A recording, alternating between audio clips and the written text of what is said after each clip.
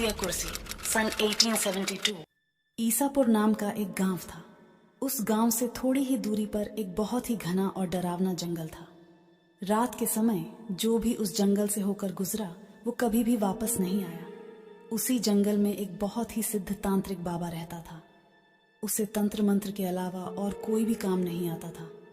वह उस जंगल में रहकर भूतों से बात करता था और उनको अपने वश में कर लिया था। कभी कभी गांव में किसी की तबीयत खराब होती थी तो वो लोग उसके पास जाते थे और वह तांत्रिक अपने तंत्र मंत्र से उन लोग को ठीक कर देता था।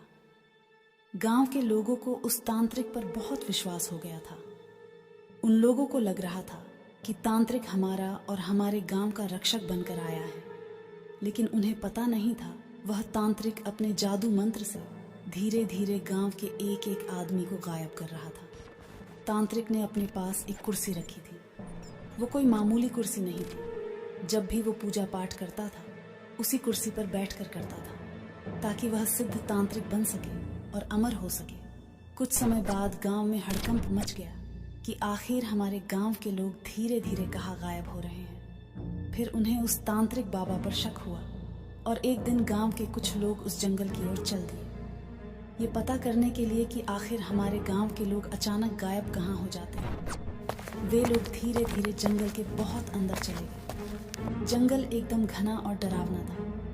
थोड़ी ही दूर आगे जाने के बाद उन्हें एक रोशनी जलती हुई नजर आई। फिर वो लोग वहां जाते हैं और देखते हैं कि वह तांत्रिक एक बहुत ही पुरानी कुर्सी पर बैठा है और वह तांत्रिक अपने पैर के नीचे एक आदमी को दबा के रखा था और एक तलवार से उस आदमी की बलि देने वाला था।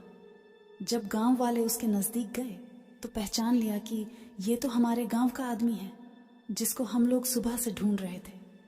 गांव वालों को देखकर तांत्रिक वहां से भागने लगा। तभी गांव के सारे लोग उसे चारों तरफ से घेर कर पकड़ लिया और एक कुर्सी से बांध दिया।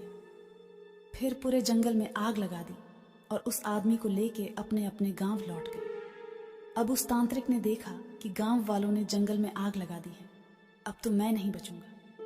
वह बहुत चिल्लाया, मुझे बचाओ मुझे बचाओ, लेकिन उसे कोई बचाने नहीं आया और धीरे धीरे आग की लपटें तांत्रिक के पास गई और वह आग में जल के मर गया।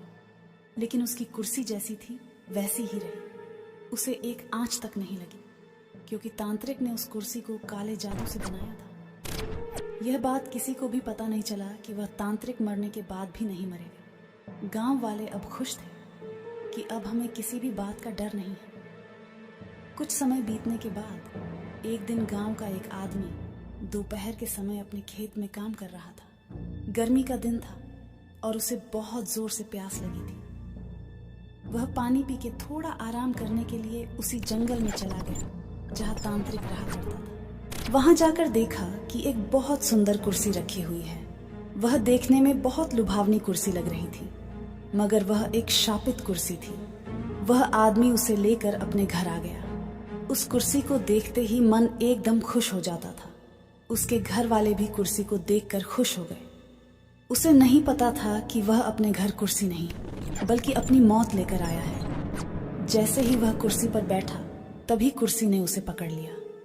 उसके घर वालों ने बहुत कोशिश की लेकिन उसे कुर्सी से उठा नहीं पाए। देखते ही देखते यह बात पूरे गांव में आग की तरह फैल गई। गांव के लोगों ने भी बहुत कोशिश की उसे उस कुर्सी से अलग कर सके, लेकिन वो लोग भी असफल हो गए। उसे काटने और तोड़ने की भी कोशिश की, लेकिन उस कुर्सी का कुछ नहीं हुआ। थोड़ी देर बाद गांव वालों के सामने ही उस कुर्सी में अपने आप ही आग लग गई। देखते ही देखते वो कुर्सी जलकर राख हो गई और वो आदमी तड़प तड़प कर मर गया। उसके मरते ही वो आदमी और उसकी जली हुई राख सब के सब गायब हो गई। ऐसा लग रहा था कि यहाँ कुछ हुआ ही नहीं है। तब से ऐसी घटना हर 2 या 3 दिन पर गांव में होती गई। गांव के बहुत सारे लोगों को वो कुर्सी लुभाती रही और तड़पा तड़पा कर मारती रही। उस कुर्सी वाले भूत ने गांव में इतना दहशत फैला दी कि सभी लोग गांव छोड़ने के लिए सोचने लगे। फिर एक दिन उस गांव में एक अघोरी आया।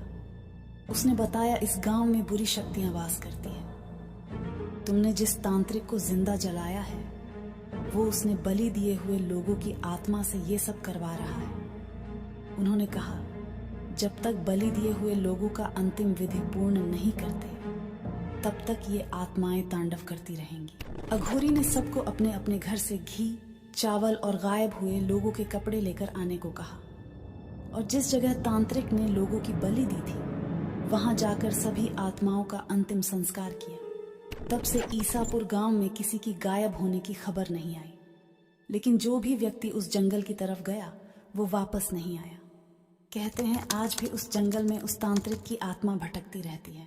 अगर कहानी पसंद आई तो लाइक और शेयर करें, और डरावनी कहानियां सुनने के लिए अभी सब्सक्राइब करें।